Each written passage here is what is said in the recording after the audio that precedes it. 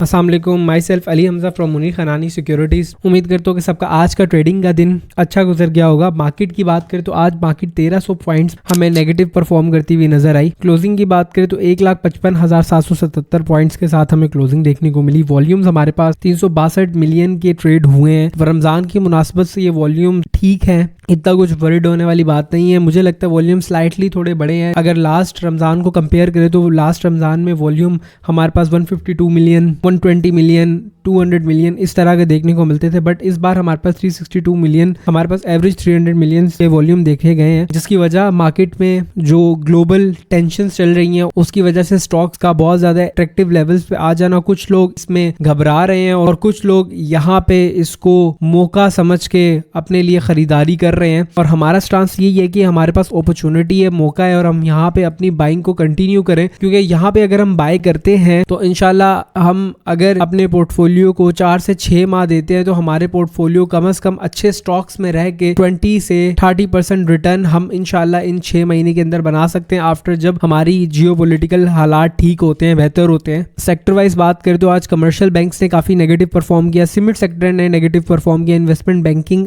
IT sector ने काफी ज्यादा नेगेटिव परफॉर्म किया, फर्टिलाइजर सेक्टर ने ओवरऑल पॉजिटिव परफॉर्म किया और ऑयल एंड गैस ने ओवरऑल पॉजिटिव परफॉर्म किया।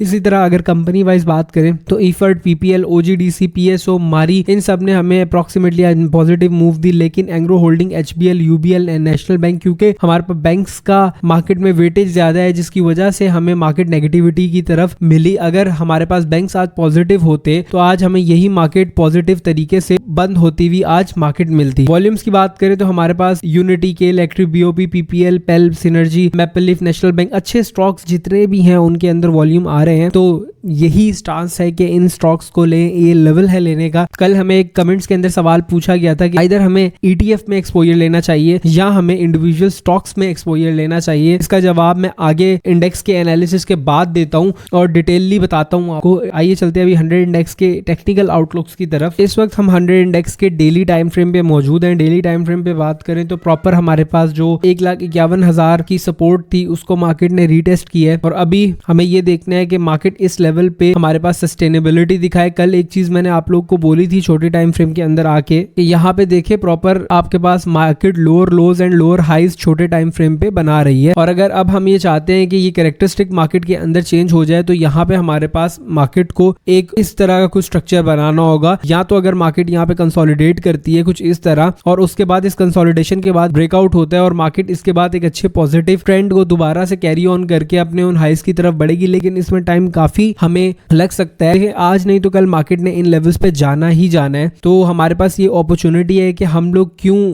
इंतजार करें कि मार्केट दोबारा जब यहाँ पे आए और दोबारा हम फंसे। वो सवाल जो मैंने पीछे छोड़ा था कि हमें इंडिविजुअल स्टॉक्स में इन्वेस्ट करना चाहिए या इस टाइम ETF में करना चाहिए, टोटली डिपेंड अपॉन यू। अगर आप मुझसे पूछे तो मैं ये कहूंगा कि आपको इंडिविजुअल स्टॉक्स में इन्वेस्ट करना चाहिए तब जब आपको प्रॉपर नॉलेज हो, जब आप अच्छे स्टॉक्स में रह के इन्वेस्ट कर सकते हैं। ETF का मतलब क्या होता है? ETF का मतलब होता है बंच ऑफ स्टॉक्स, यानी कि अगर आप वो इंसान है जो चाहते हैं कि मैं OGDC में भी इन्वेस्ट करना चाहता हूँ, मैं PPL में भी इन्वेस्ट करना चाहता हूँ, मैं हब पावर में भी इन्वेस्ट करना चाहता हूं, लेकिन आप डिसाइड नहीं कर पा रहे कि आपको किस स्टॉक में इन्वेस्ट करना चाहिए, या आपको सीमेंट्स के स्टॉक में भी इन्वेस्ट करना है, ऑयल एंड गैस में भी इन्वेस्ट करना है, लेकिन आपको ये भी डर है कि क्या अगर मैं कोई स्टॉक सिलेक्शन करता हूं और वो उस तरह परफॉर्म ना करे, मार्केट ऊपर जा रही है और मेरे स्टॉक्स नीचे आ रहे हैं, तो फिर मैं क्या करूंगा। तो इन सब से बचने के लिए हमारे पास क्या होता है? हमारे पास ETF होता है, एक्सचेंज ट्रेडेड फंड, जहां पे इन तमाम स्टॉक्स का एक बंडल बनाया जाता है, जहां पे इन तमाम स्टॉक्स को एडअप किया जाता है और इन तमाम स्टॉक्स का एक इंडेक्स बनता है जिसमें आप इन्वेस्ट करते हैं। अब इसमें पॉजिटिव बात ये होती है कि लेट्स सपोज आपका मैपल लीफ आज दिन में -10% परफॉर्म कर जाता है, लेकिन यहाँ पे आपका OGDC 5% पॉजिटिव होता है, PPL 2% पॉजिटिव होता है, हब पावर 7% पॉजिटिव होता है, तो ओवरऑल जो आपका इंडेक्स होगा वो पॉजिटिव आपको दिखाई देगा। तो अब क्या हुआ कि एक चीज जो बहुत ज्यादा नेगेटिव परफॉर्म कर दी उसको आउटकम कर दिया इन सब चीजों ने। तो ये तो ETF है, तो ये बेनिफिट होता है ETF में इन्वेस्ट करने का, लेकिन हर इंसान का मूड ऑफ इन्वेस्टमेंट और हर इंसान का नेचर नेचर अलग होता है। अगर आप टीम AH का पार्ट है, इंशाल्लाह टीम AH अपने क्लाइंट्स के साथ एक चीज का इनिशिएटिव शुरू करिए जहां पे एक पोर्टफोलियो इन्वेस्टमेंट का हम बनाएंगे, एक पोर्टफोलियो हम ट्रेडिंग के लिए बनाएंगे और एक पोर्टफोलियो में हम SIP करेंगे हर महीने के लिए, और हम इन तमाम पोर्टफोलियोज को क्वार्टरली कंपेयर करेंगे। मेरे ख्याल से उसके बाद आप लोगों को ETF में जाने की जरूरत नहीं पड़ेगी। अगर आप लोग वही सेम पैसेज ऑफ इन्वेस्टमेंट जो हम कर रहे हैं हमारे क्लाइंट्स के साथ करते हैं तो आपको उससे ज्यादा ही रिटर्न मिल जाएगा जितना आपके ETFs आपको इस वक्त दे रहे हैं। तो ये तो हमने बात की, लेकिन अगर मैं शॉर्टली उस कमेंट को एड्रेस करूं जिसने ये पूछा है तो मैं यही आपको मशवरा दूंगा, अच्छे स्टॉक्स को अच्छी वैल्यूज पे जमा करें। यहाँ पे आप हर एक सेक्टर का एक बहुत ही बेहतरीन स्टॉक पिक करें और अपनी इन्वेस्टमेंट को पार्शियली डिवाइड कर दें और 6 से 8 महीने के लिए छोड़ दें। जितना रिटर्न आपके ETF ने देना उससे ज्यादा ही रिटर्न आपको वो स्टॉक्स दे देंगे और साथ साथ आपको डिविडेंड भी आता रहेगा। तो मेरे ख्याल से मैंने काफी डिटेल में उस क्वेश्चन को एड्रेस कर दिया है। अब चलते हैं अपने स्टॉक एनालिसिस के सेगमेंट पे। सबसे पहले के इलेक्ट्रिक की बात करें। के इलेक्ट्रिक ने आज हमारे पास 7 रुपए 72 पैसे का हाई रीटेस्ट किया। इस वक्त के इलेक्ट्रिक की क्लोजिंग 7.44 रुपीज पे है। इस पूरे एरिया के अराउंड जहां पे आपको के इलेक्ट्रिक मिलता है ले सकते हैं 6 रुपए 55 पैसे का स्टॉप लॉस लगा के। एंग्रो होल्डिंग का कल मैंने आपको बताया था कि एंग्रो होल्डिंग में आप इस डिसेंडिंग ट्रेंड लाइन के ब्रेक होने का वेट करें। आफ्टर जब ये आपकी डिसेंडिंग ट्रेंड लाइन वेट होती है उसके बाद देखिए या तो नीचे आपको इन लेवल्स पे मिले जो कि 240 से लेकर 245 का लेवल है, तब आप इसको अंदर जमा करें। आज देखें उसी लेवल को एज अ रेजिस्टेंस तकरीबन मार्क करके एंग्रो होल्डिंग नीचे क्लोज हुआ है। ओवरऑल बुरा नहीं है, ठीक है। इन लेवल्स पे नीचे अगर आपको मिलता है जो कि 244 के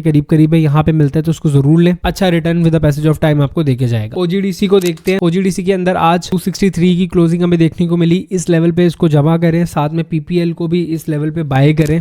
दोनों स्टॉक्स बहुत ही अच्छे हैं। मुझे इस वक्त सबसे अच्छा और सबसे अट्रैक्टिव PPL लग रहा है। मेरी टॉप पिक्स में भी इस वक्त PPL है। पार्शियली बाइंग करेंगे तो अच्छा रिटर्न इस वक्त मार्केट आपको देके जाएगी। मैपल और लकी को देख लेते हैं। मैपल 84 पे क्लोजिंग है, काइंड ऑफ ठीक है। इस लेवल पे इसको जमा करना चाहिए। लकी सीमेंट की बात करें तो लकी सीमेंट की क्लोजिंग भी 390 के अराउंड हमें देखने को मिली है। आपको दोबारा अगर 383 के अराउंड मिलता है, सपोर्ट पे मिलता है तो इसको जरूर जमा करें। ओवरऑल ठीक है। BOP के हमें एनालिसिस करने के लिए बोला गया। BOP भी इतना ज्यादा कुछ गिरा नहीं है जितना एक्सपेक्टेशन थी। अगर आप पूरी मार्केट को देखें तो क्योंकि BOP पहले से ही काफी ज्यादा कंसिस्टेंटली नीचे आया था। इन माय ओपिनियन ठीक है, यहाँ पे अगर लेना चाहे तो ले सकते हैं नीचे 24 रुपए का स्टॉप लॉस रख के। इन माय ओपिनियन तमाम स्टॉक्स को, तमाम कमेंट्स को मैंने कवर किया है। अगर आप लोग को भी स्टॉक मार्केट के अंदर काम करना है तो स्क्रीन में दिए हुए नंबर्स पर राब्ता करें। हमारी टीम स्टेप बाय स्टेप आपको गाइड करेगी, एक एक चीज के हवाले से एक एक चीज के बारे में बताएंगे। हम लोग पाकिस्तान के top most brokerage house Munir Khanani securities के साथ एफिलिएटेड है। अपना बहुत ज्यादा ख्याल रखते हैं। मिलते हैं आपसे कल नेक्स्ट वीडियो में। टेक केयर, अल्लाह हाफिज।